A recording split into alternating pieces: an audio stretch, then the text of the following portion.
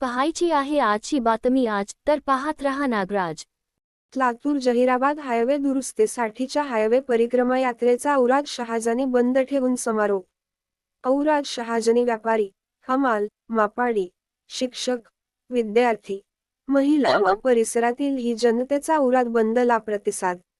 निलंगा तालुका काँग्रेस कमिटीच्या वतीने व अभय साळुंखे यांच्या पुढाकाराने पानचिंचोली ते औराद शहाजनी येथील जहिराबाद हायवे लगतच्या सर्व गावात जनजागृती व स्वाक्षरीसह पाठिंबा घेत औराद बंदचा प्रतिसाद घेऊन हायवे परिक्रमा सांगता करण्यात आली.